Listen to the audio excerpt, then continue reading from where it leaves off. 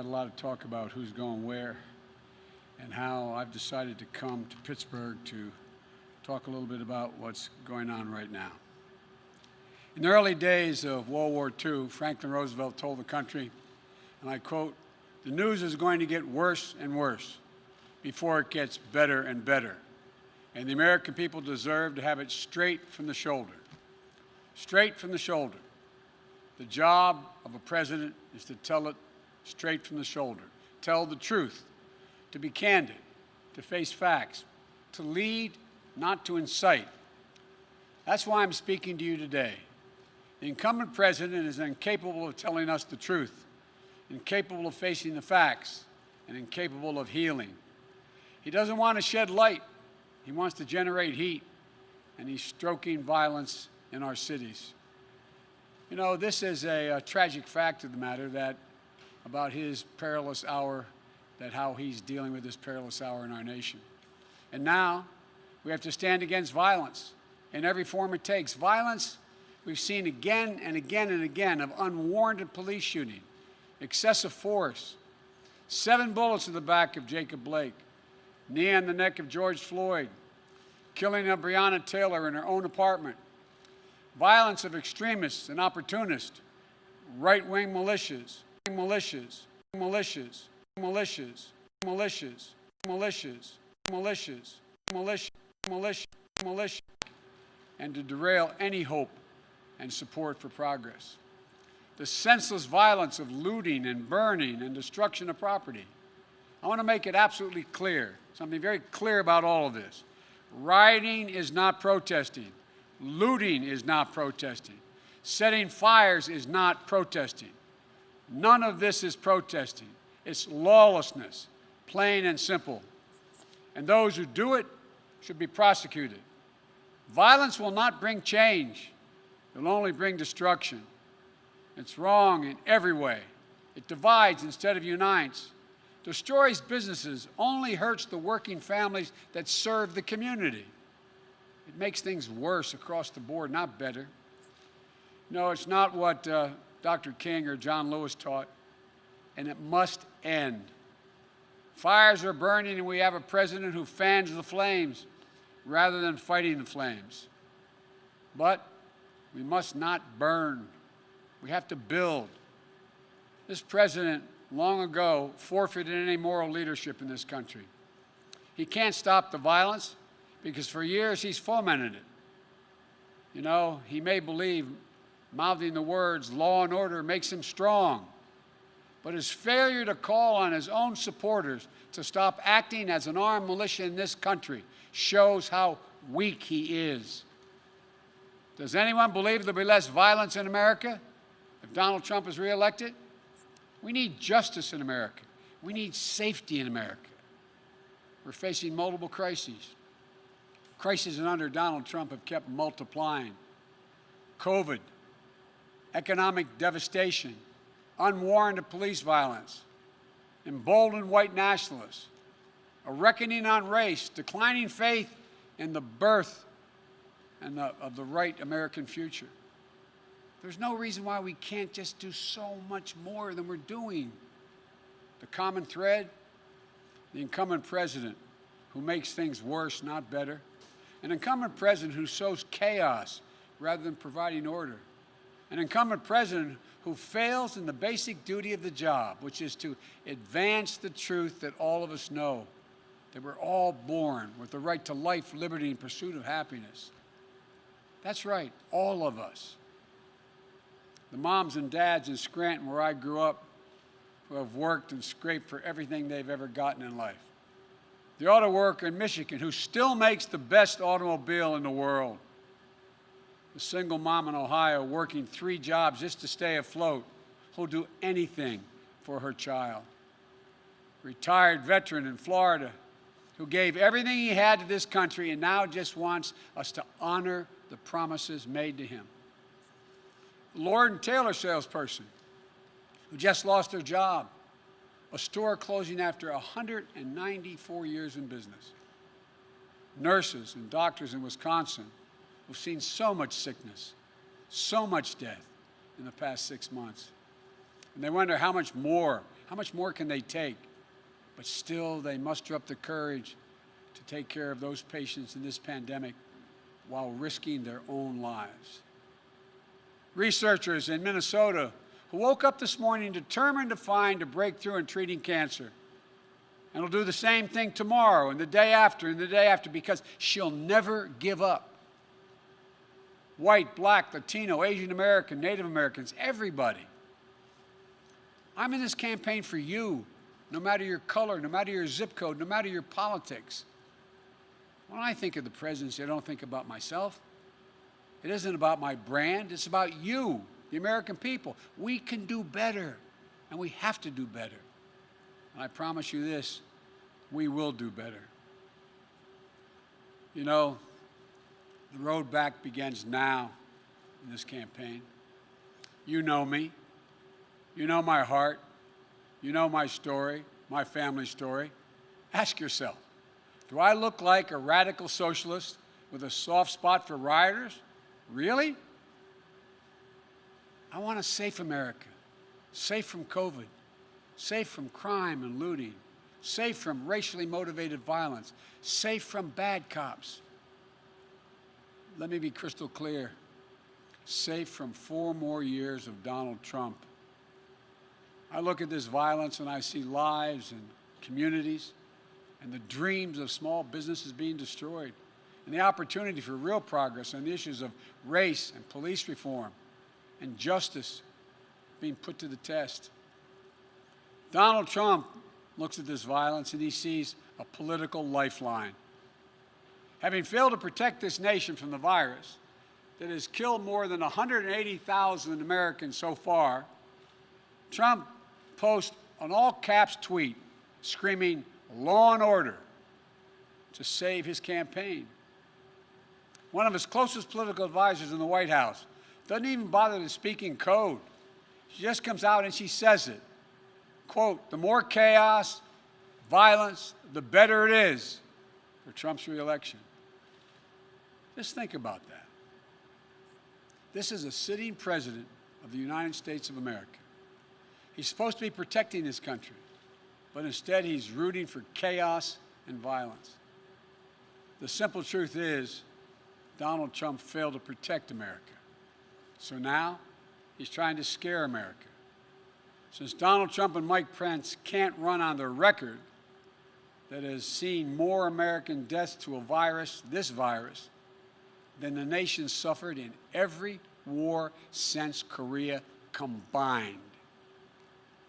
Since they can't run on their economy that has seen more people lose their jobs than any time since the Great Depression. Since they can't run on the simple proposition of sending our children safely back to school. Since they have no agenda or vision for a second term. Trump and Pence are running on this, and I find it fascinating. Quote, "You won't be safe in Joe Biden's America." And what's their proof? The violence we're seeing in Donald Trump's America. These are not images of some imagined Joe Biden America in the future. These are images of Donald Trump's America today. He keeps telling you, if only he was president, it wouldn't happen. If he was president. He keeps telling us that he was president, you'd feel safe. Well, he is president, whether he knows it or not.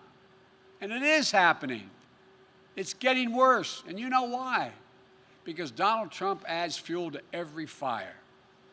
Because he refuses to even acknowledge that there's a racial justice problem in America. Because he won't stand up to any form of violence. He's got no problem with right-wing militia, white supremacists, and vigilantes with assault weapons, often better armed than the police, often in the middle of the violence at the protesters and aiming it there. And because tens of millions of Americans simply don't trust this president to respect their rights, to hear their concerns, or to protect them. It doesn't have to be this way. When President Obama and I were in the White House, we had to defend federal property. We did it. We didn't see it. You didn't see us whipping up fears around the deployment of secret federal troops. We just did our job, and the federal property was protected. When President Obama and I were in office, we didn't look at cities as Democratic or Republican run. These are American cities. But Trump doesn't see himself as president for all of America. Frankly, I believe if I were president today, the country would be safer and we'd be seeing a lot less violence, and here's why. I have said we must address the issue of racial injustice. I've personally spoken to George Floyd's family and to Jacob Blake's family. I know their pain, and so do you. I know the justice they seek, and so do you. They've told us none of this violence respects or honors George or Jacob. I believe we can bring these folks fighting for racial justice to the table. I've worked with police in this country for many years. I know most cops are good, decent people. I know how they risk their lives every time they put that shield on and go out the door. And I'm confident I can bring the police to the table as well. I'd make sure every mayor and governor had the support they needed from the federal government, but I wouldn't be looking to use the United States military against our own people. If I were president, my language would be less divisive. I'd be looking to lower the temperature in this country, not raise it. I'd be looking to unite the nation. But look, if Donald Trump wants to ask the question, who will keep you safer as president? Let's answer that question. First, some simple facts. When I was vice president, violent crime fell 15% in this country. We did it without chaos and disorder. And yes, we did it with Democratic mayors in most of the major cities in this country. The murder rate now is up 26% across the nation this year under Donald Trump. Do you really feel safer under Donald Trump? COVID has taken this year, just since the outbreak, has taken more than 100 years. Look, here's the lives, when you think about it, more lives this year than any other year for the past 100 years. More than 180,000 lives in just 6 months. An average of 1,000 people dying every day in the month of August. Do you really feel safer under Donald Trump? Mr. Trump, you want to talk about fear? Do you know what people are afraid of in America? They're afraid they're going to get COVID. They're afraid they're going to get sick and die. And that is in no small part, it's because of you. We're now on track to more than 200,000 deaths in this country due to COVID. More than 100,000 seniors have lost their lives to the virus. More cops have died from COVID this year than have been killed on patrol. Nearly 1 in 6 small businesses is closed in this country today. Do you really feel safer under Trump? What about Trump's plan to destroy the Affordable Care Act? And with it, the protections for pre-existing conditions that impacts more than 100 million Americans. Does that make you feel safer? Or how about Trump's plan to defund Social Security? The Social Security Administration's chief actuary just released a report saying that if a plan like the one Trump is proposing goes into effect, the Social Security Trust Fund would be, and I quote, permanently depleted by the middle of calendar year 2023 with no ability to pay benefits thereafter. Put it plainly, Trump's plan would wipe out Social Security, period. You feel safer and more secure now? The fear that reigns under this president doesn't stop at our shores. The Kremlin has put bounties on the heads of American soldiers. And instead of telling Vladimir Putin that there'll be no putting up with this, that there'll be a heavy price to pay if they dare touch an American soldier, this president doesn't even bring up the subject in his multiple phone calls with Putin. Been reported that Russian forces just attacked American troops in Syria, injuring our service members. Did you hear the president say a single word? Did he lift one finger Never before has an American president played such a subservient role to a Russian leader. It's not only dangerous, it's humiliating and embarrassing for the rest of the world to see. It weakens us. Not even American troops can feel safer under Trump. Donald Trump's role as a bystander in his own presidency extends to the economic plan and pain. The plan he doesn't have and the pain being felt by millions of Americans. He said this week, and I quote, "You better vote for me or you're going to have the greatest depression you've ever seen." Does he not understand and see the tens of millions of people who've had to file for unemployment this year so far? The people who won't be able to make next month's rent payment? The people who lost wages while the cost of groceries have gone up dramatically? President Obama and I stopped the Depression in 2009. We took a bad economy that was falling and turned it around. Trump took a good economy and drove it back into the ditch. Through his failure to get COVID under control, his failure to pull together the leaders in Congress, his failure to deliver real relief to working people, has made our country's economic situation so much worse than it had to be. When we talk about safety and security, we should talk about basic security of being able to look your child in the eye and tell them everything's going to be okay. Don't worry, honey, we're not going to lose our home. We're going to be able to put food on the table. It's going to be okay. It's the job of a president. I've laid out an agenda for economic recovery that will restore a sense of security for working families. We won't just build things back the way they were before. We're going to build them back better with good-paying jobs, building our nation's roads, bridges, solar arrays, windmills, with investments in our health care and child care workers so they get the pay and dignity they deserve while easing the financial burdens on millions of families. With a clean energy strategy that is a place for the energy workers right here in Western Pennsylvania. I am not banning fracking. Let me say that again.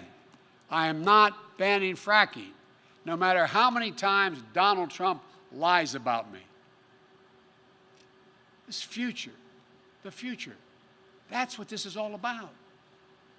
You know, we hear Donald Trump's self-centered rants and riffs, but the voice of Americans should be heard. The one you should listen to is Julia Jackson, the mother of Jacob Blake. Hers is a voice of courage, character, and wisdom.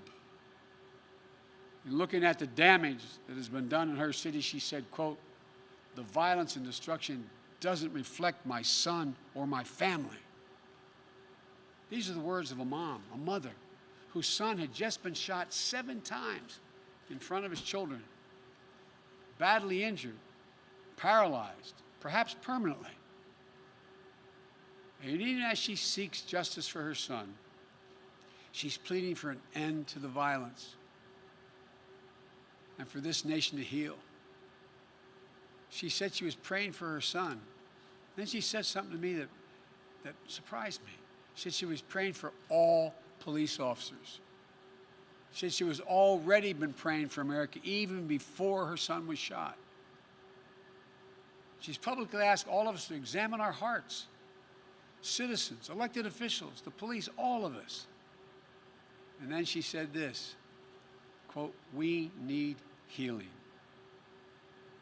More than anything, that's what we need to do as a nation. We need to heal. The current president wants you to live in fear. He advertises himself as a figure of order.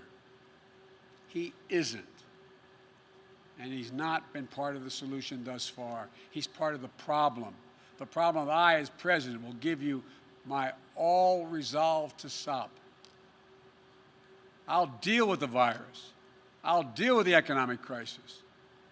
And I'll work to bring equality and opportunity to everyone. We've arrived at a moment in this campaign we all knew, including the press in front of me, knew we'd get to. The moment when Donald Trump would be so desperate he'd do anything to hold on to power. Donald Trump has been a toxic presence in our nation for 4 years, poisoning how we talk to one another, poisoning how we treat one another, poisoning the values this nation has always held dear, poisoning our very democracy. Now, in just a little over 60 days, we have a decision to make. Will we rid ourselves of this toxin? Or will we make it a permanent part of our nation's character? You know, as Americans, I'm confident we believe in honesty and decency, treating everyone with dignity and respect, giving everyone a fair shot, leaving no one behind, giving hate no safe harbor, and demonizing no one. We up to now always recognize there's something bigger than ourselves as we're about. Trump doesn't seem to believe in any of that.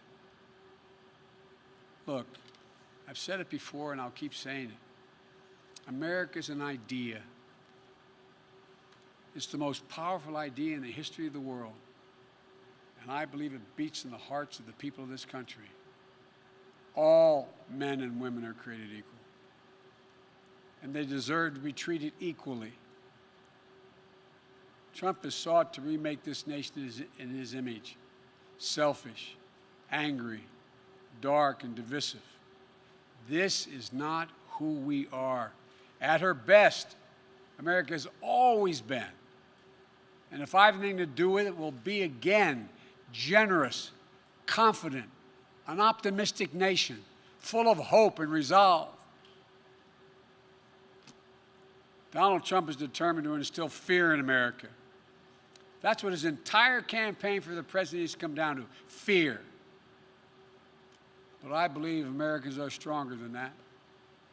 I believe we'll be guided by the words of Pope John Paul II, words drawn from the Scriptures. Be not afraid. Be not afraid. Fear never builds the future, but hope does. And building the future is what America does, what we've always done. In fact, it's what we have done best and continue to do best. This is the United States of America. There's not a single thing beyond our capacity when we decide to do it together. So let's get together. I want to thank you all. May God bless you, and may God protect our troops.